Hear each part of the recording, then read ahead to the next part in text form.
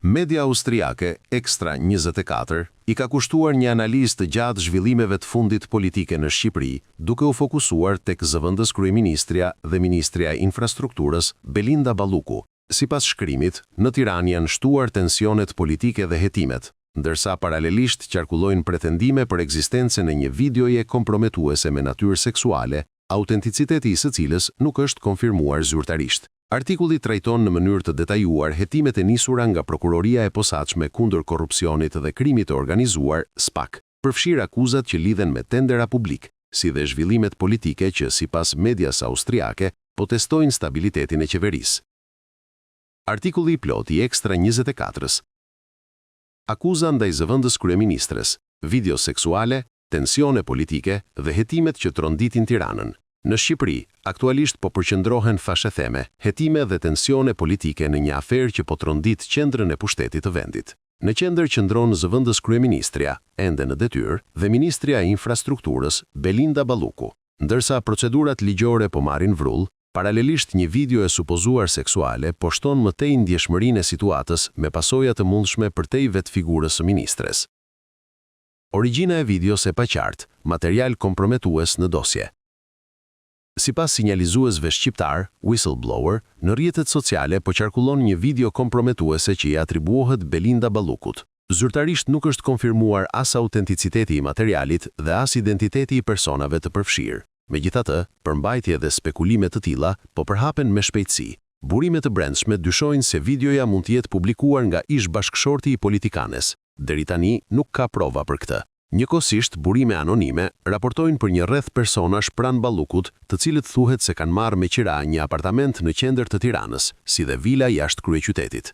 Sipas pretendimeve, aty janë zhvilluar takime private në ambiente ekskluzive, ndër pjesëmarrësit e supozuar sipas informacioneve të pakonfirmuara zyrtarisht, thuhet se ka pasur biznesmen dhe politikan. Nëse këto përbëjnë indicie të besueshme apo janë pjesë e një fushate të synuar politike, mbetet e hapur. Në Shqipëri, publikimet me motiv politik nuk janë fenomen I ri, veçanërisht në faza tensioni të shtuar brenda partive. E ndjeshme në këtë kontekst është edhe fakti që, sipas burimeve hetimore, materiale video nga telefoni celular I Vis Berberit, një ish zyrtar me lidhje me procedura të prokurimeve publike, thuhet se janë sekuestruar. Një nga këto video përshkruhet si komprometuese dhe me përmbajtje seksuale në grup. Sipas burimeve, materiali është përcjell edhe kryeministrit Edi Rama. Videoja thuhet se ka shkaktuar shqetësim të madh në nivelet më të larta politike, veçanërisht pasi ishte e ruajtur në pajisjen personale të Berberit. Gjithashtu përmenden shuma të mëdha parash që Berberi dyshohet se ka përfituar. Sipas burimeve, këto janë përdorur për shpenzime luksoze, festa në vila private në periferi të Tiranës, si dhe në resorte bregdetare. Vëzhguesit nuk përjashtojnë mundësinë që pjesë e materialit të jetë përdorur si mjet presioni në marrëdhënie politike apo institucionale. Hetimet nga SPAK. Paralelisht me pretendimet rreth videos, Balluku po përballet me presion në rritje ligjor. Prokuroria e Posaçme kundër korrupsionit dhe krimit të organizuar, SPAK, ka ngritur akuza ndaj ministres. Detajet konkrete janë bërë publike vetëm pjesërisht. Në qendër qëndron një USB me rreth 6500 mesazhe tekstuale, si dhe dokumente të tjera digjitale. Sipas SPAK, këto materiale dyshohen se dokumentojnë aktivitete kriminale, jo vetëm nga vetë Balluku, por edhe nga vartësit dhe zyrtar të tjerë. Sipas hetuesve, përmbajtja përputhet me prova të shkruara dhe sugjeron manipulime në të paktën 11 tendera publik. Akuzat përfshin projekte madhore si rruga Thuman Kashar, 245 milion euro, Porto Romano Durrës, 12 milion euro, si dhe mirëmbajtjen e akseve rrugore në veri të vendit. SPAK dyshon se në këmbim të dhënies së kontratave janë shpërndar apartamente të regjistruara në emër të palëve të treta për të fshehur përfitime të paligjshme.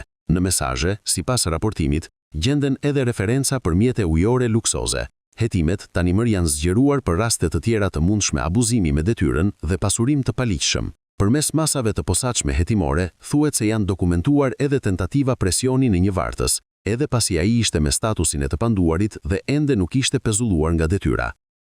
Bashkëpunim me prokurorinë.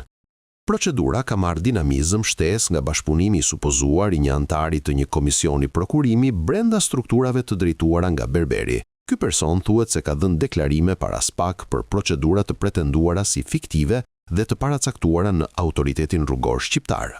Ndërsa shumët milionçe sipas burimeve, dyshohet se kanë përfituar Balluku dhe Berberi.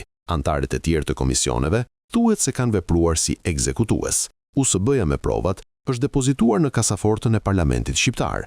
Ajo konsiderohet bazë qendrore për vendimin e deputetëve mbi heqjen e mundshme të imunitetit parlamentar të ministres. Në diskutim janë edhe masa më të rrepta sigurie, përfshirë një ndalim të mundshëm të daljes jashtë vendit. SPAK argumenton se ekzistojnë prova të reja që nuk janë marrë në konsiderat në vendimet të mëparshme gjyqësore.